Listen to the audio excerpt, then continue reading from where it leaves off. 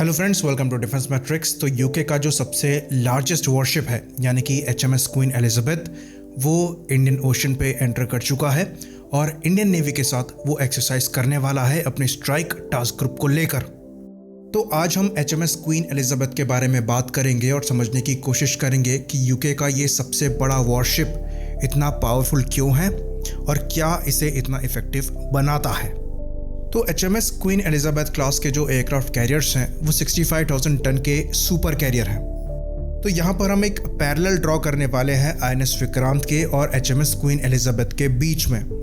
तो queen Elizabeth को order किया गया था 2008 में, इसको लेट डाउन किया गया था 2009 में, लॉन्च किया गया 2014 में और कमीशन कर लिया गया था 2017 में। अब INS विक्रांत की बात करें तो INS विक्रांत को ऑर्डर किया गया था 2004 में, लेट डाउन किया गया था सेम टाइम में 2009 में और इसको लॉन्च किया गया था उससे एक साल पहले यानी कि 2013 में, पर कमिशनिंग जो है इसकी अगले साल 2022 में होने वाली है। तो यहाँ पर INS विक्रांत का जो डिस्प्लेसमेंट है वो 45,000 टन है, जो कि क्वीन एलिजाबेथ के कंपैरिजन में अच्छा खासा कम है। तो ये शो करता है कि जितनी एफिशिएंसी हमको अचीव करनी है उससे हम कितना पीछे चल रहे हैं। तो इस कंपैरिजन को यहीं पर ड्रॉप करते हैं और डिस्कस करते हैं क्वीन एलिजाबेथ को। तो जैसे कि हम डिस्कस कर चुके हैं, इसका जो डिस्प्लेसमेंट है वो 65,000 टन का है। लंबाई जो इसकी है वो करीबन 280 मीटर्स की है और इसका जो मेन propulsion है वो रोल्स रॉयस के MT-30 मरीन इंजन्स हैं, जिसकी मदद से ये 59 किलोमीटर पर आवर की स्पीड से सेल कर सकता है और इसकी जो मैक्सिमम रेंज है वो करीबन 20,000 किलोमीटर के आसपास की है। तो ये कन्वेंशनली पावर्ड है, न्यूक्लियर पावर नहीं है।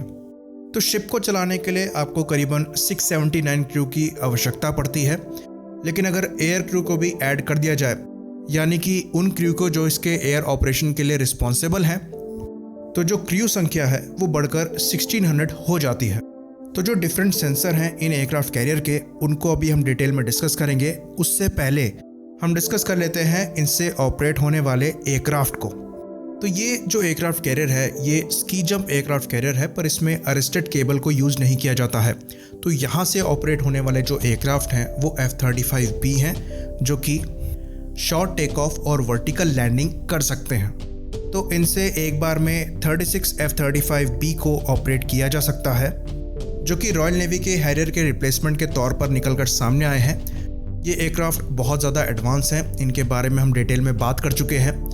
और F-35 एकमात्र 5th जनरेशन फाइटर है जो कि किसी भी नेवी द्वारा यूज़ किया जाता है। तो अगर आप F-35B को कंपेयर करेंगे बाकी दोनों F-35 के वेरिएंट से यानी कि A और C से, तो इसकी कैपेबिलिटी उन दोनों से थोड़ी कम आएगी। इसके पीछे रीज़न ये है क्योंकि इसमें वर्टिकल लैंडिंग और शॉर्ट टेक ऑफ को इंक्लूड किया गया है, जिसकी वजह से एक और एडिशनल मैकेनिज्म जो है वो इसमें ऐड हो गया है। तो उसकी वजह से इसमें कई सारे कॉम्प्रोमाइज़ेस करने पड़े हैं, जैसे कि इसकी जो मैक्सिमम पेलोड कैरिंग कैपेसिटी है वो दोनों वेरिएंट्स के कंपैरिजन में थोड़ी कम है। इसमें इंटरनल कैनन नहीं है, इसकी टॉप स्पीड भी दोनों के कंपैरिजन में कम है। पर इसका मतलब ये नहीं है कि ये एयरक्राफ्ट जो है वो कहीं से भी कैपेबिलिटी में बाकी ऑपरेशनल लेवल एयरक्राफ्ट से कम है। हाँ, पर इसकी मेंटेनेंस ज़्यादा है। पर सेंसर्स के मामलों में अभी भी ये अनबीटेबल एयरक्राफ्ट है। और अगर चाइनीज़ और रशियन नेवी को दिमाग में रखते हुए F-35 को कंपेयर किया जाए उनके प्लेटफॉर्म से, ये एक एज रखता है सिचुएशनल अवेयरनेस में और वेपन्स में, जो कि आजकल की वॉरफेयर में सबसे इम्पॉर्टेंट है। बाकी प्लेटफॉर्म्स की बात करें जो कि HMS क्वीन एलिजाबेथ से ऑपरेट होते हैं, तो उसमें चिनूक हेलीकॉप्टर आता है जो कि एक हैवी लिफ्ट हेलीकॉप्टर है और 55 ट्रूप्स को एक बार में कैरी करने में सक्षम है।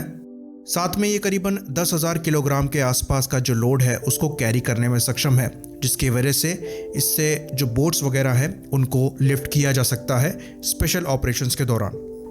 बाकी ये पानी में लैंड कर सकता है, जिसकी वजह से जो बोट है वो डायरेक्टली इसके अंदर जा सकती है। बाकी हेलीकॉप्टर की बात करें तो इससे ब्रिटिश अपाचेस भी ऑपरेट हो सकते हैं, जो कि अटैक हेलीकॉप्टर्स हैं और ये दुनिया के सबसे खतरनाक अटैक हेलीकॉप्टर्स में आते हैं।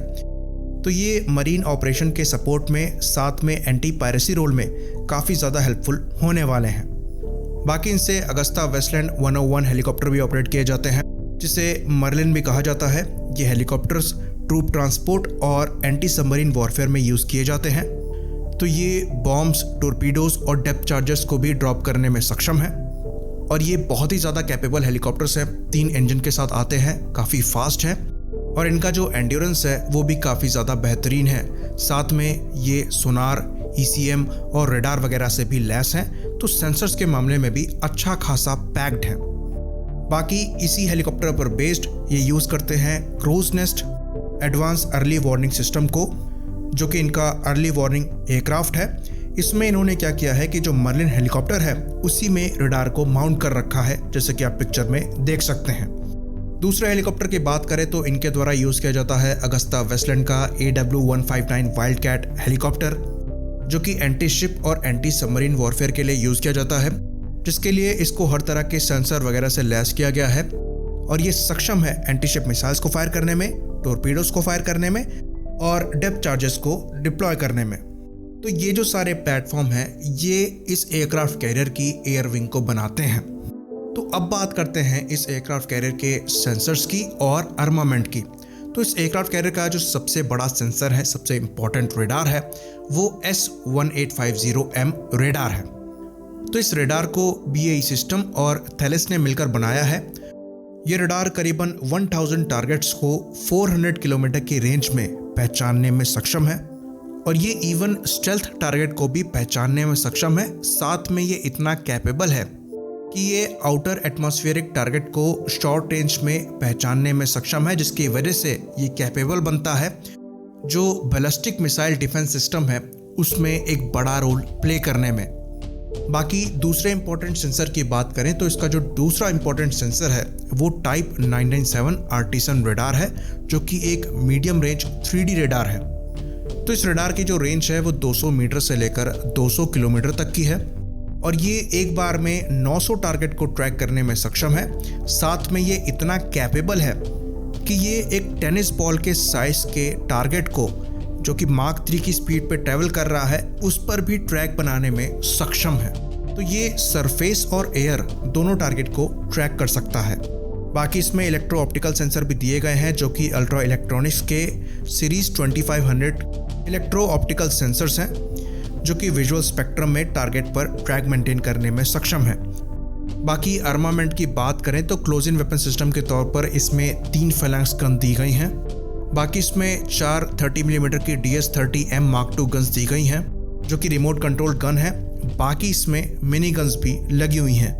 तो इसमें कोई सरफेस टू एयर मिसाइल्स नहीं है, ज़रूरत भी नहीं है, क्योंकि साथ में जो कैरियर बैटल ग्रुप चलता है उनकी शिप्स में सरफेस टू एयर मिसाइल्स होती हैं एयर डिफेंस प्रोवाइड कराने के लिए। तो इस मैटर पर हम डिटेल में बात करेंगे एक सेपरेट वीडियो में। तो यहाँ पर हमने डिस्कस किया कि क्वीन एलिजाबेथ की कॉम्बैट कैपेबिलिटी क्या है और क्या चीज़ उसे इतना घातक बनाती है।